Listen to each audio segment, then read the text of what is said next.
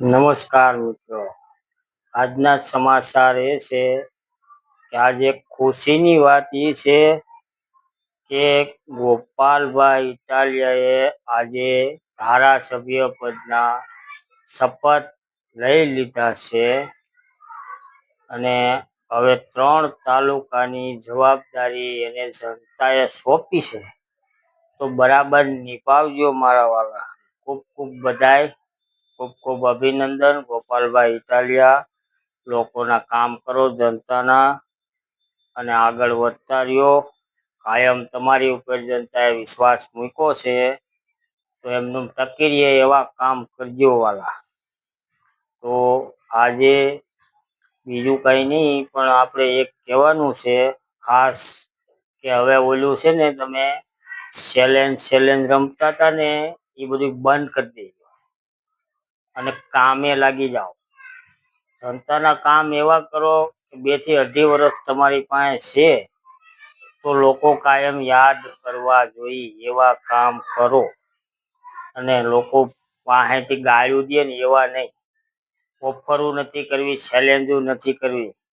આપણે તો કામ એવા કરો કે આ કામ આટલા ટાઈમમાં પૂરું થઈ જાય, હું કરાવી દે એવી ચેલેન્જ કરો. લોકોનો વિશ્વાસ કાયમિક માટે બની રહેશે. તમને 3 તાલુકાની જવાબદારી સોંપવામાં આવી છે. સરકારે નહીં, જનતાએ સોંપી છે. હા, તમારી ઉપર વિશ્વાસ મૂકી, તો વિશ્વાસઘાત ન થાય એવું કામ કરજો વાલા. ગોપાલભાઈ ઇટાલિયા, ખૂબ ખૂબ બધાય તમને, ખૂબ ખૂબ અભિનંદન તમારા માટે. જય જવાન જય કિસાન. ચલનબાજી નહીં, જરાય નહીં. હા, એ કહું છું. અને તમે એક કામ એવું કરો, વિધાનસભાની અંદર બિલ મૂકો, ઇતિહાસમાં લખાઈ જાય એવું કે હજી સુધીમાં વિસાવદર તાલુકાનું કોઈ પણ ધારાસભ્યએ ખેડૂતોનું દેવું માફ નથી કરાવી શક્યો. તો તમે એક ઈ કરાવો તો તમને ગોપાલ મારો પારણીય ઝૂલે છે ને, તો એ દોરી લેવાનો વેત થઈ જાય કિસાનોને. હું તો એક એવું કામ કરો. બાકી ધન્યવાદ. જય જવાન જય કિસાન મારા વાલા. ખૂબ તરક્કી કરો, આગળ વધતા રહ્યો અને આવું નવું કામ કરજો, વિરોધ વાળું નહીં. હા, મહેરબાની કરી. નકર આવડા છે ને સક્રવ્યુ રસે છે, ગમે ત્યાં ફિટ કરી દે. હવે અર્જુન નથી તો તૂટ છે, એટલે યાદ રાખજો ખાસ મિત્રો. તમને કહું છું. બાકી તમને અભિનંદન પાઠવવા માટે હું કહું, તમારા માટે અમે દિલ દેવા તૈયાર છે, એને આપી દીધું છે. પણ તમે ખાસ ધ્યાન રાખજો, ક્યાંય સક્રવ્યુમાં ફસાતા નહીં. નકર આ લોકો ચેલેન્જબાજી નવી લઈને આવશે. કારણ કે હવે આ બધાય કામે લાગ્યા છે. ચોમાસા સત્રમાં કામ નકર બંધ થઈ જાય.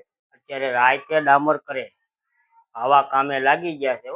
ધબાટી અમારે અહીંયા જો એક આ બારડોલી રોડનું કામરેજ 4 રસ્તાથી બેરોડના પાટિયા સુધી આ લાઇટો 6 મહિના ત્યાં સ્ટ્રીટ લાઇટો નખાય છે, હજી ચાલુ નથી થઈ.